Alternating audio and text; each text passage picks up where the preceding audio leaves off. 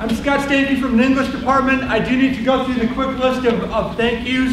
We're thanking the college SIP committee for the grant that allowed us to bring our guest today, and the grant that's also allowing us to take a group from the college down to Penumbra Sunday, March 24th to see the show, and that is explained in the line at the back of the room. If you want to attend the production with the college, we'll provide transportation down there, we'll provide a dessert, Penumbra will provide the show, there will be a post-play discussion, and then we will provide the transportation back to the college for all of $5. So please don't do it now, but when the session is over, Michael Wall and Paige Reel will still be back at the table, and you can sign up and reserve a spot for that production. We would like to thank Michael Wall for helping us out with all of the planning for this. We'd like to thank Faculty Development and the English Department for additional funding. And then thank you to the committee that put this together, Paige Reel, Michelle Herron, Jennifer Wilcott, Kathy Y, Tracy Youngbloom-Turner, and me. So, without further ado, I'm going to turn it over to the guests up front. To my right is Lauren Miller, right? And she is one of the research associates at Penumbra Theater, and she was responsible for all of the background and contextual work for Spunk and Zora Neale Hurston. And I think that I will just turn it over to her so she has the time that she needs, and she will introduce our three actors as they become involved. So please help me welcome Lauren Miller and Penumbra Theater. Thank you. Welcome everyone to what I hope will be a really illuminating presentation about Spunk, Zora Neale Hurston, George C. Wolfe. Penumbra Theater Company actually chose to bring Spunk to the stage 20 years ago and has obviously decided to bring it again to the stage this spring. Really looking forward to seeing all of you in a few weeks on that Sunday when you do come. I did want to provide a little bit of context about Penumbra Theater Company for those of you who aren't aware of our history. Penumbra was founded in 1976 by artistic director Lou Bellamy to create a forum for African-American voices in the Twin Cities' well-respected theater community. Through its commitment to provide realistic as well as inspirational works that redefine the consciousness of its audience, Penumbra quickly garnered praise and a really loyal following. Our mission is that Penumbra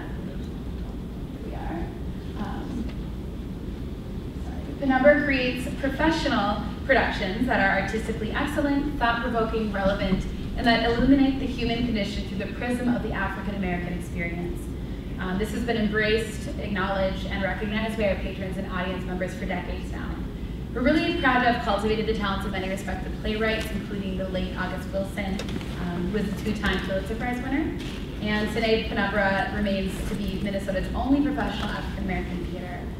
Under Bellamy's quarter century of continuous leadership, we have stayed on the cutting edge of the National Theater by presenting groundbreaking productions.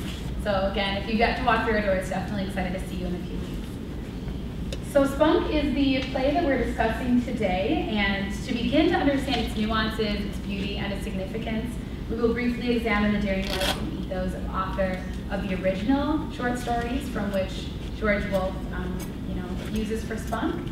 And that author is Zora Neale Hurston. Due to time constraints, we are unable to delve as deeply into the life and ethos of George C. Wolfe, or to go as deep into the rich legacy of the African-American folktale tradition. But I do want to acknowledge another one of our great educational tools that you can use to perhaps explore both of those things a little more in depth. We have an online study guide library which offers contextual essays, tools for teachers, and other resources that you can access whenever. You can look at it before you go see a play, you can look at it after you go see a play, and again, it's just a really great opportunity to learn more. So George C. Wolfe, African-American playwright and director, presented Spunk off-Broadway almost 30 years after Zora Neale Hurston's passing. Wolfe was awarded an Obie for Best Off-Broadway Director for Spunk, a play born from three of Hurston's folk stories. Hurston was born around the turn of the 20th century in the rural South. She spent most of her upbringing in the first self-governed Black community in the United States, which is Eatonville, Florida. The texture, speech, and rhythm of Eatonville immeasurably shaped what Zora would later write. The historical significance of Eatonville cannot be fully grasped today. Young Zora was raised in an all-Black setting comprised of just out-of-slavery Black folk. Valerie Boyd stresses that anywhere Zora looked, she could see the evidence of Black achievement. She could look toward town hall and see Black men, including her father, formulating the laws that governed Eatonville. She could look to the Sunday schools of both of the town's churches and see Black women, including her mother, directing the Christian curricula. She could look to the porch of Joe Clark's store and see the Black men and women passing worlds through their mouths in the form of colorful, engaging stories. So this is the frame of reference that young Zora had for the world. After a tumultuous journey toward obtaining post-secondary education, Hurston obtained formal education at the prestigious Howard University, considered the Harvard for Blacks. To really grasp the time period in which Hurston was creating, we must simply consider the colleagues with whom Zora Neale Hurston worked and socialized with: Elaine Locke, Charles S. Johnson, Langston Hughes, and more.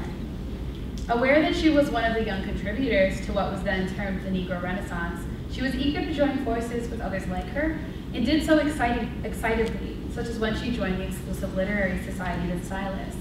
The Silas was led by Elaine Locke, and when she began to publish her short stories, including short stories Spunk, while still a college student. She published that, along with other short stories, in Charles S. Johnson's magazine, Opportunity. Hurston then transitioned to Barnard on scholarship, where she is recognized as the first African-American student to have graduated from that distinguished institution. It was at Barnard that she was trained in anthropology by well-known Franz Boas. Hurston's professional life deserves its own presentation. What we will highlight today are her methods and what she was up against. From childhood, Hurston was both brazen as well as intellectually brilliant, and these characteristics are steadfast in her adult literary and anthropological efforts. Anthropology, the study of culture, utilizes ethnography as its main method of inquiry. Hurston, however, had the capacity for appropriating folklore to the purpose of fiction, and was actually encouraged to merge her anthropological findings with creative literary descriptions. Hurston was even suggested by one funder of her research that it would be a mistake even to have a scientific tone, so soft pedal all notions of too specific documentation and let loose on the things that you were really best equipped to give: the vivid dramatizing of your material and the personalities back of it. So Hurston was really in a singular position as a folklorist ethnographer. That she even chose folklore despite what she was up against during the Harlem Renaissance from other Black leaders is commendable. During the Harlem Renaissance, the period within which Hurston created her work, many Black leaders exuded an apparent anxiety about how to treat folklores. One tenet of the Harlem Renaissance was to assert the critical emergence of the new Negro. The excavation of seemingly old voices and tales of the rural South did not seem to align with the urban, modern new Negro. Many Harlem Renaissance writers found it difficult to accommodate folk tales because they believed the past should only be used as a tool for developing the present, and they saw no way that folk tales would be useful to that end.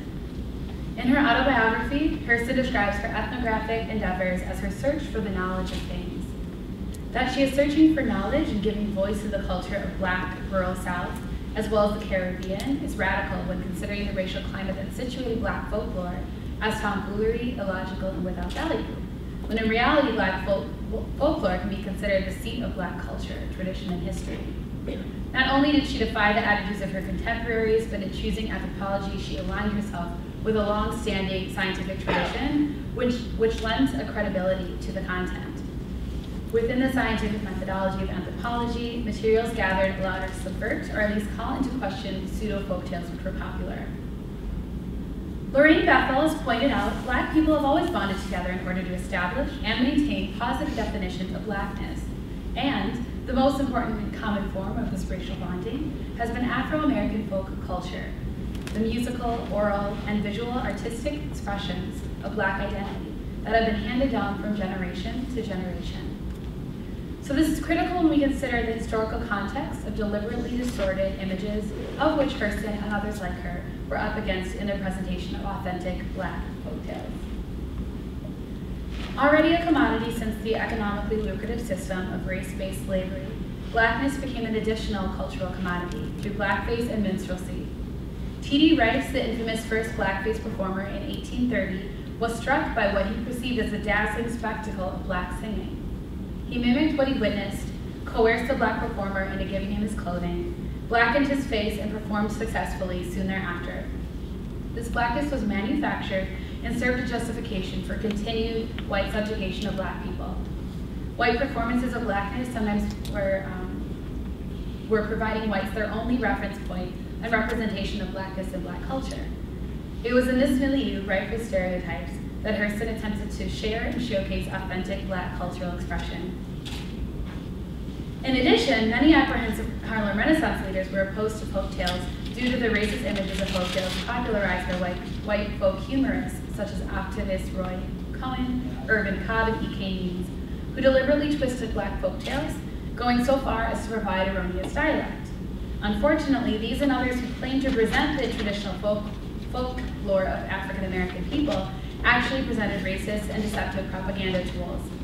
Ogunleye reminds us that the ultimate strength of folklore resides in its power to communicate the social and cultural identities of the era. Understandably, the prevalence of so-called folklore, created to intentionally make black people look unenlightened and absurd, complicated widespread Harlem Renaissance acceptance and affirmation of authentic folklore gathered by Hurston. This kept countless black people from engaging in the strength provided by folklore, and furthermore prohibited valuing past social and cultural identities of black people. Hurston described folklore as the boiled down juice of human living.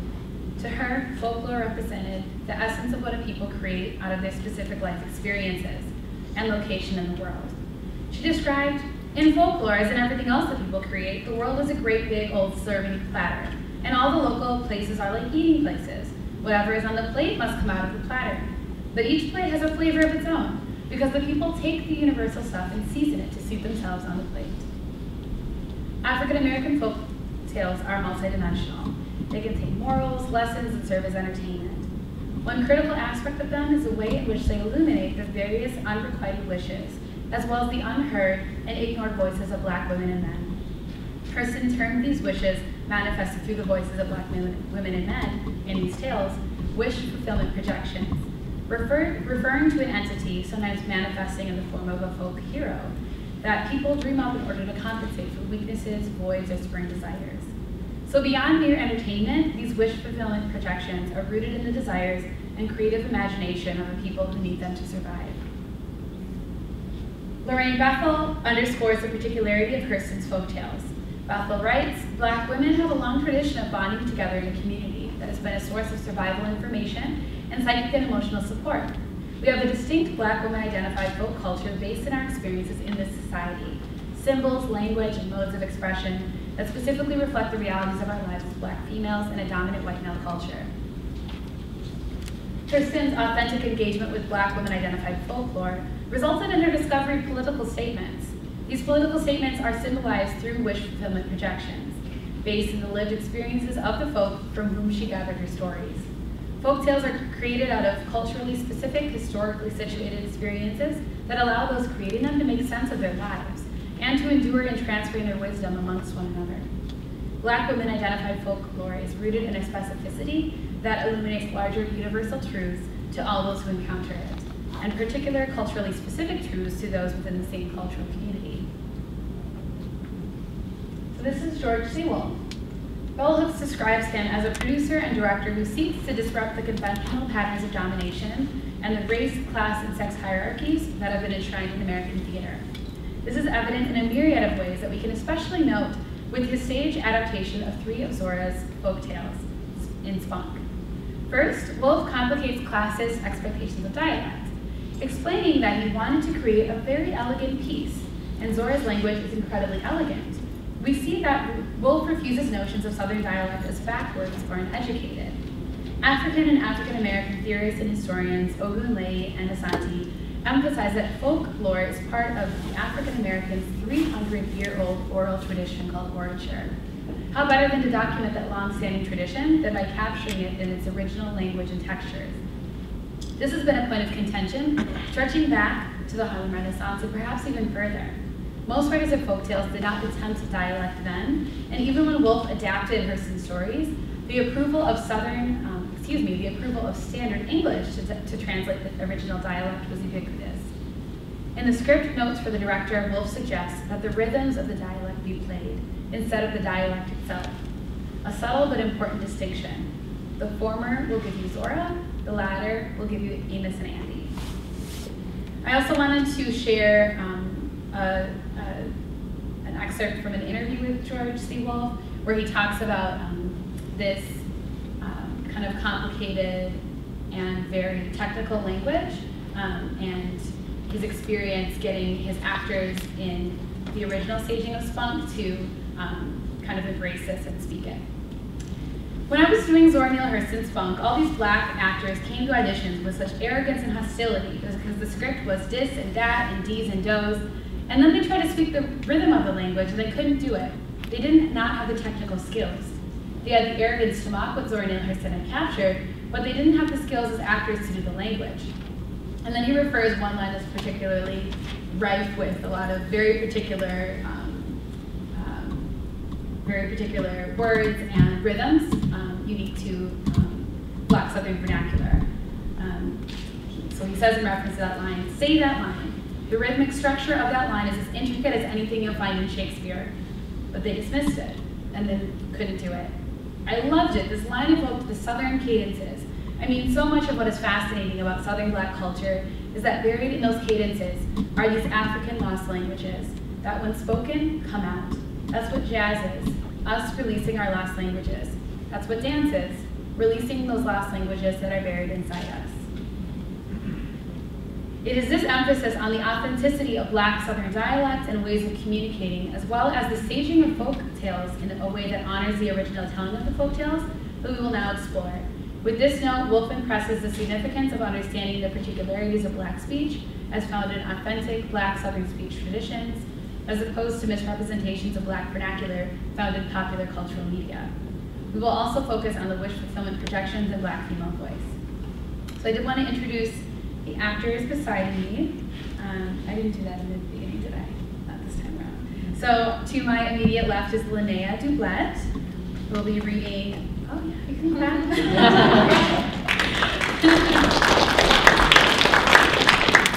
Linnea will mostly be reading the original short story Sweat, as written by Zora Neale Hurston. In the middle is Adia Moritz. She will be reading the part of Delia in George C. Wolfe's play.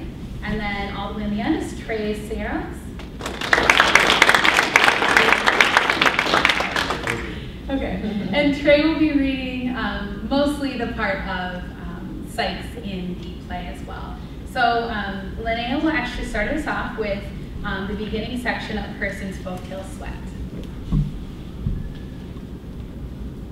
It was 11 o'clock of a spring night in Florida. It was Sunday, and any other night Delia Jones would have been in bed for 2 hours by this time. But she was a washwoman, and Monday morning meant a great deal to her. So she collected the soiled clothes, and on Saturdays, when she returned the clean things. Sunday night after church, she sorted them and put the white things to soak. It saved her almost a half-day start. A great hamper in the bedroom held the clothes that she brought home. It was so much neater than a number of bundles lying around. She squatted on the kitchen floor beside the great piles of clothes, sorting them into small heaps according to color and humming a song in a mournful key. But wondering through it all where Sykes, her husband, had gone with her horse and buckboard. Just then something long, round, limp, and black fell upon her shoulders and slithered to the floor beside her. A great terror took hold of her. It softened her knees and dried her mouth so that it was almost a full minute before she could cry out or move. Then she saw that it was the big bullwhip her husband liked to carry when he drove. She lifted her eyes to the door and saw him standing there, bent over with laughter at her fright. She screamed at him, "Sykes, what'd you throw that whip on me like that? You know it would scare me. Looks just like a snake, and you knows how scared I is of snakes." "Of course I knowed it. That's how come I done it." He slapped his leg with his hand and almost rolled on the ground in his mirth. "If you such a big old fool that got to have a fit over an earthworm or a string, I don't care how bad I scare you. You ain't got no business doing it. God knows it's a sin. Someday I'm gonna drop dead from some of your foolishness. Not a thing. Where you been with my rig? I feed to that pony. He ain't for you driving with no big bullwhip. You sure is one aggravating nigger woman, he declared and stepped into the room. She resumed her work and did not answer him at once. I done told you time and again to keep them white folks' clothes out this house. He picked up the whip and glared down at her. Delia went on with her work. She went out into the yard and returned with a galvanized tub and sat it on the wash bench. She saw that Sykes had kicked all the clothes together again and stood in her way, reluctantly, his whole manner hoping, praying for an argument. But she walked calmly around him and commenced to resort the things. Next time I'm gonna kick him outdoors, he threatened as he struck a match along the leg of his corduroy breeches. Delia never looked up from her work, and her thin, stooped shoulders sagged further. I ain't for no fuss tonight, Sykes. I just come from taking sacrament at the church. He snorted scornfully. Yeah, you just come from the church house on Sunday night, but here you is going to work on them clothes. You ain't nothing but a hypocrite. One of them ain't more amen corner Christians. Sing, whoop, and shout, and then come home and wash them clothes on the Sabbath.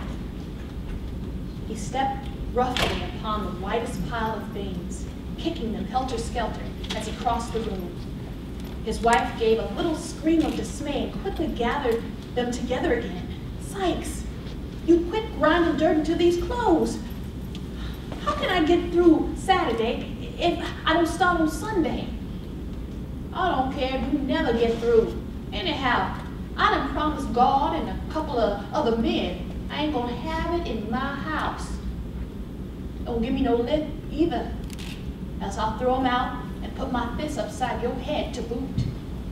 Delia's habitual meekness seemed to slip from her shoulders. Like a blown scarf, she was on her feet, her poor little body, her bare knuckly hands bravely defying the strapping hope before her.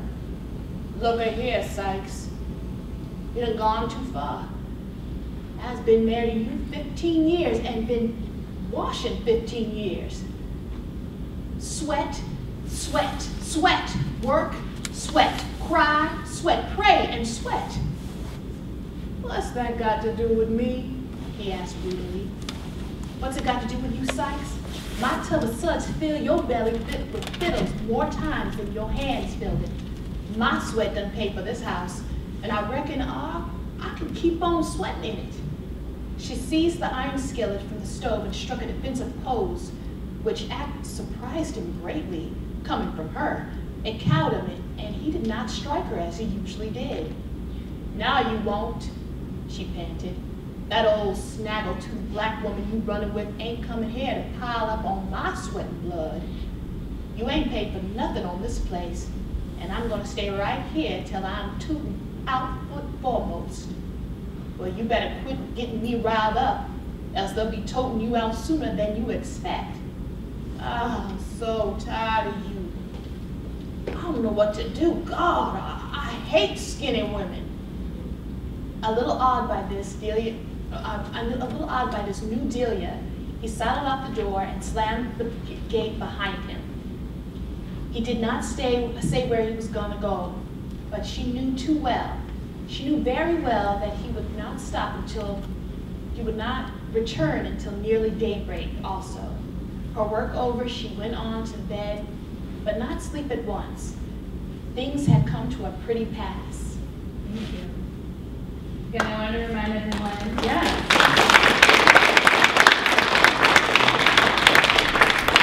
the dialect is very difficult, so it's really amazing to hear it spoken, and to hear it spoken so well as well. So maybe I can hear from two people. What are some things that you noticed about perhaps the dialect, perhaps how Zora chose to write this story?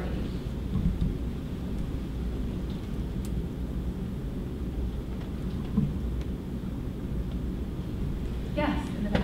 Southern accent. Can you speak a little louder, please? Southern accent. Southern accent. Yep, so you heard wonderful Linnea doing that when she read it. Yep, and it was how it was written too. So, and then I saw a hand back here as well. You have the same thing? Yeah. Okay. Anyone else? What was the question again? Oh, what did you notice? Oh, like her tone, like how she said it in the book, she said it out loud. Mm-hmm. And that's something important to notice because, like I mentioned before, a lot of times people who documented folk tales, they translated it, right? They translated it and made it easier for readers to understand, but she did want to honor the way that it's actually told. So, yeah, I also wanted to acknowledge the storytelling dimension. So there is a narrator telling the story, which is also reflective of, again, orature, the 300-year-old tradition of African Americans literally telling, not writing it down, but telling one another. And so by putting a narrator in the story, she is emphasizing that as well. Great, so now Trey, Adia, and Linnea will continue, and they'll read now George C. Wolfe's Sweat. So this is the play version. This is the one that's meant for the stage that many of you will see at Penumbra in a few weeks. So go ahead and begin. Oh, I did want to acknowledge again, Trey is Sykes, Adia is Delia, and Linnea this time is Blue's Speak Woman. Blue's Speak Woman is kind of a narrative figure who moves in and out of the scene to help provide context, action, and thoughts. It was 11 o'clock of a spring night in Florida. It was Sunday. Any other night, Delia Jones would have been in bed. But she was a washwoman. And Monday morning meant a great deal to her. So she collected the soiled clothes on Saturday when she returned the clean things. Sunday night after church, she would put the white things to soak. She squatted on the kitchen floor beside the great pile of clothes, sorting them into small heaps and humming a song in a joyful key. But wondering through it all where her husband Sykes had gone with her horse and buckboard. Just then, Sykes. Something long, round, limp, and black fell upon her shoulders and slithered to the floor beside her. A great terror took hold of her. And then she saw it was the big bullwhip her husband liked to carry when he drove. Sykes, why you throw that whip on me like that? You know it would scare me. Look just like a snake, and you know how scared I is of snakes. Course I know that. That's how come I done it. You ain't got no business doing it. If you such a big fool that you gotta have a fit over a earthworm or a string, I don't care how bad I scare God you. knows it's a sin. Someday I'm going to drop dead from some of your foolishness. And another thing. Where you been with my rig? I feed that pony. He ain't for you to be driving with no bullwhip. You sure is one aggravating nigger woman. She resumed her work and did not answer him. I told you time and time again to keep them white folks' clothes out of this house. I ain't for no fuss tonight, Sykes. I just come from taking sacrament at the church house. Yeah, you just come from the church house on Sunday night. But here you is going to work on them white folks' clothes. You ain't nothing but a hypocrite. One of them amen corner Christians sing, whoop, and shout, "Oh, Jesus, have mercy, help me, Jesus, help me." Sykes, quit grinding dirt into these clothes. How can I get through by Saturday if I don't start on Sunday? I don't care if you never get through. Anyhow, I done promised God and a couple of other men I ain't going to have it in my house. Don't give me no lip either. Look here, Sykes, you done gone too far. Else I'll throw them out and put my fist upside your head to boot. I've been married to you for 15 years, and I've been taking in washing for 15 years. Sweat, sweat, sweat. Work and sweat. Cry and sweat. And pray and sweat. What's that got to do with me? What's it got to do with you, Sykes? My tub full of suds has filled your belly with victuals more times than your hands has filled it.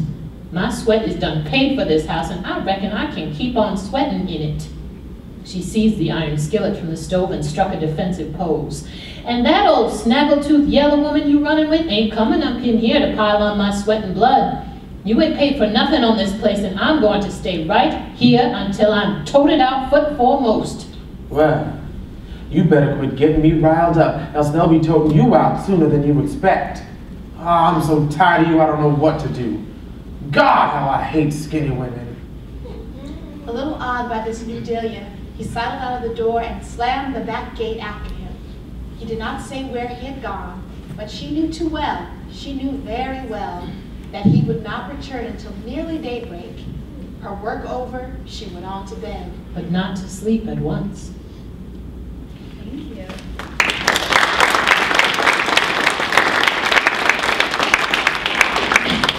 All right, so that's basically the section that parallels what Linnea read at first. What are some differences? What do you especially notice? Yes. Like they got into acting and like the way they talked and like they're like really acting and like, you know, like real life. Yeah. Yeah. And you'll see an even more dramatic version on the stage, which is great. What do people perhaps notice about the actual text and the way that Wolf chose to have characters speak? Yes. Yeah, the characters are doing some kind of narration, whereas in the story it's just all kind of done together. Exactly. Yeah. So Delia actually says that she was a washerwoman, rather than Blue Speak Woman, who is the narrator, saying she was a washerwoman. And there were other points in the story like that too. I think when Delia picks up the skillet, yeah, she is telling you that she's doing that while she's doing it. Does anyone have any thoughts on that? Defend yourself. Mm-hmm. So it's emphasizing that? Yeah. Great. So in Sweat, as we just were discussing, we are confronted with a non-traditional form of narration. Blue Speak Woman and Guitar Man convey information about the character's actions and thoughts, and Delia and Sykes engage in self-referential and reflexive dialogue, which also transmits information about their own actions and thoughts. Originally, this may confuse audience members accustomed to traditional narrative technique.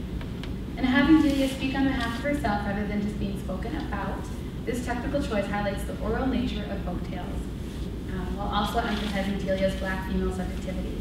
Delia's commentary about her own actions elevates her voice. From the beginning of the tale, Hurston presents Delia as a woman seeking peace, and using her voice, one of the few things she truly possesses to strive to obtain it. She hums peacefully while doing drudging work. She also hums rather than responding to Sykes' obnoxious claims. But when pushed to the edge, she directly vocalizes her feelings about his lack of contribution.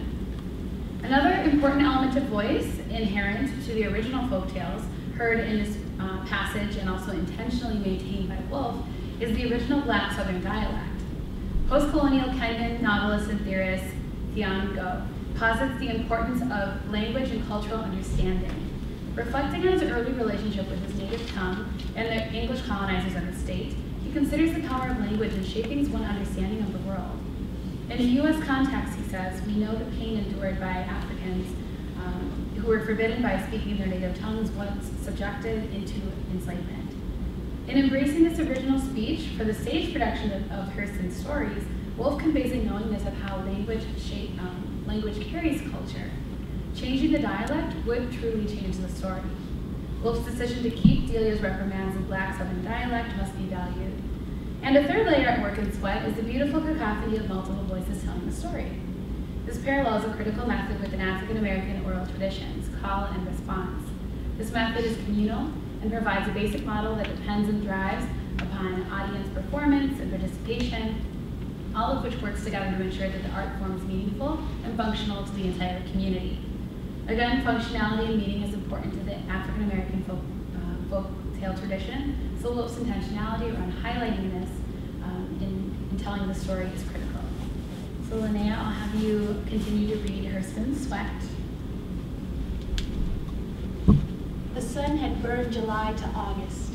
The heat streamed down like a million hot arrows, smiting all living things upon the earth. Grass withered, leaves brown, snakes went blind, shedding, and men and dogs went mad. Dog days. Delia came home one day and found Sykes there before her. She wondered but started to go into the house without speaking, even though he was standing in the kitchen door, and she must either stoop under his arm or ask him to move. he made no room for her. She noticed a soapbox beside the steps, but paid no particular attention to it, knowing that he must have brought it there. As she was stooping to pass under his outstretched arm, he suddenly pushed her backward laughingly. "Look into that box, Delia. I done brung you something." She nearly fell upon the box in her stumbling, and when she saw what it held, she all but fainted outright. "Sykes! Sykes, my God, take that rattlesnake away from here. You gotta, oh Jesus, have mercy. I ain't got to do nothing, I reckon. Fact is, I ain't got to do nothing but die. Take no use in you putting on airs, making like you scared of that snake. He's gonna stay right here until he dies.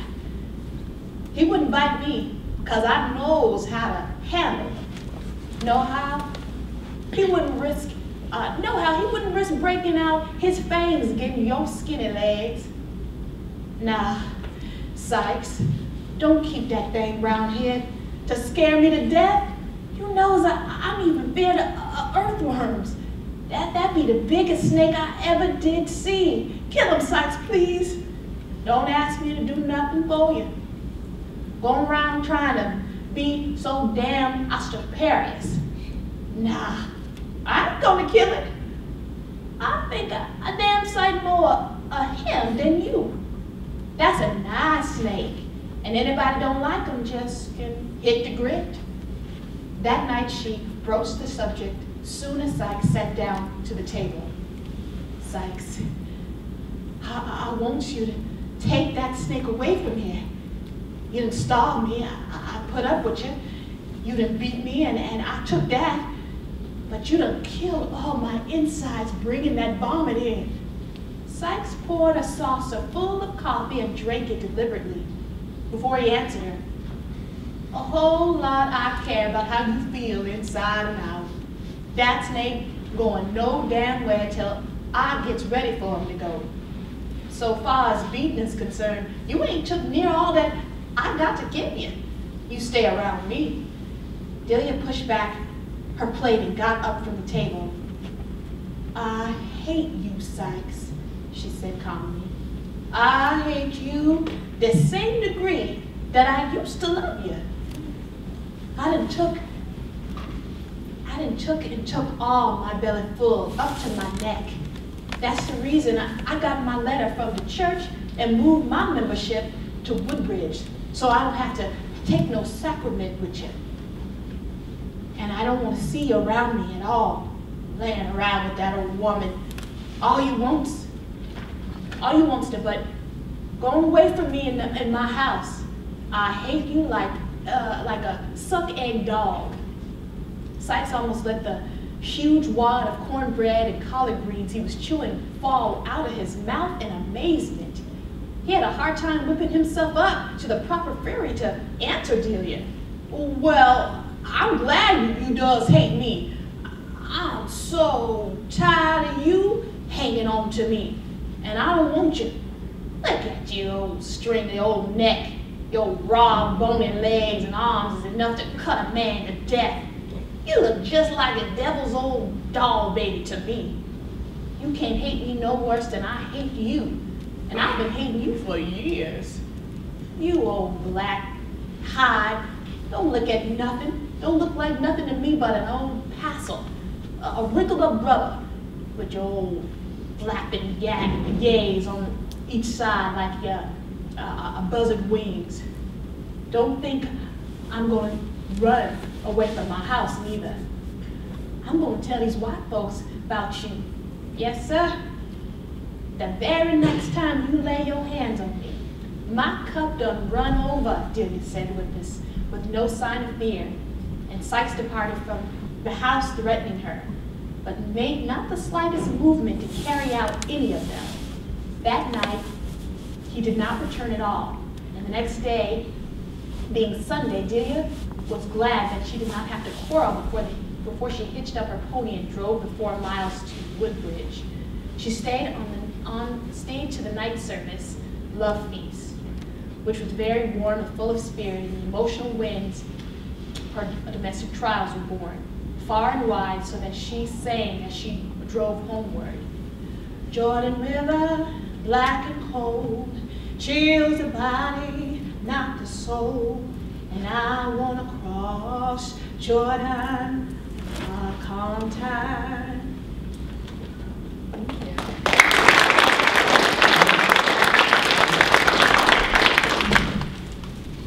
So I think for me, one of the most interesting things about this excerpt is the use of the spiritual at the end. Hopefully, as most of us know in this room, spirituals are really important in African American history in general, but used a lot in folktales as well. And they, you know, there's a text and there's a subtext. And the subtext is communicating secret messages to those within the community. So here, this I think serves to kind of foreshadow the liberation that is really close for Delia. Anyone else notice anything about the excerpt that was just read?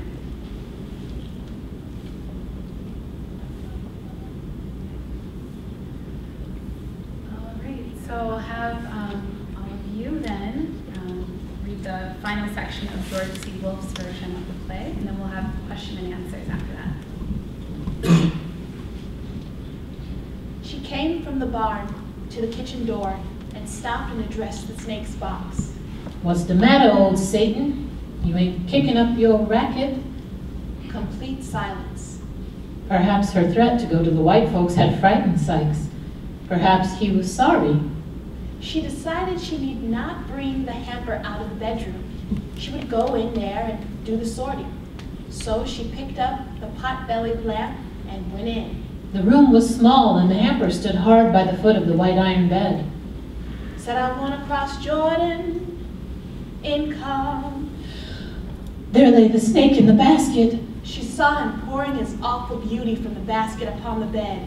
The wind from the open door blew out the light. She sped to the darkness of the yard, slamming the door after her before she thought to set down the lamp. She did not feel safe, even on the ground, so she climbed up into the hay barn. Finally, she grew quiet, and with this stalked through her a cold, bloody rage. She went to sleep, a twitch sleep, and woke to a faint gray sky. There was a loud, hollow sound below. She peered out. Sykes was at the woodpile, demolishing a wire-covered box. He hurried to the kitchen door, but hung outside there some minutes before he entered and stood some minutes more inside before he closed it after him. No more skinny women, no more white folks' clothes. This is my house, my house. Delia descended without fear now. And crouched beneath the low bedroom window. The drawn shade shut out the dawn, shut in the night, but the thin walls held back. No sound. Inside, Sykes heard nothing until he knocked a pot lid off the stove. Trying to reach the match safe in the dark. Sykes made a quick leap into the bedroom. The rattling ceased for a moment as he stood. Paralyzed, he waited. It seemed that the snake waited also. Where you at? Wherever that is, stay there while Sykes was muttering to himself. When the whir began again. Closer, right underfoot this time. He leaped onto the bed. Outside, Delia heard a cry. A tremendous stir inside, another series of animal screams. A huge brown hand seizing the window stick, great dull blows upon the wooden floor, punctuating the gibberish of sound long after the rattle of the snake had abruptly subsided. All this Delia could see and hear from her place beneath the window, and it made her ill. She crept over to the 4 o'clocks and stretched herself on the cool earth to recover. She lay there. She could hear Sykes calling in a most despairing tone, as one who expected no answer. The sun crept on up, and he called. Delia could not move. She never moved. He called, and the sun kept on rising. My God! She heard him moan, my God, from heaven. She heard him stumbling about and got up from her flower bed. The sun was growing warm. Delia, is that you out here? She saw him on his hands and knees, his horribly swollen neck, his one eye open shiningly. Hope. A surge of pity too strong to support bore her away from that eye. That lust could not fail to see the lamp. Orlando with its doctors. Oh, it's too far. She could scarcely reach the chinaberry tree where she waited in the growing heat. While inside, she knew the cold river was creeping up to extinguish that eye, which must know by now that she knew. Sweat.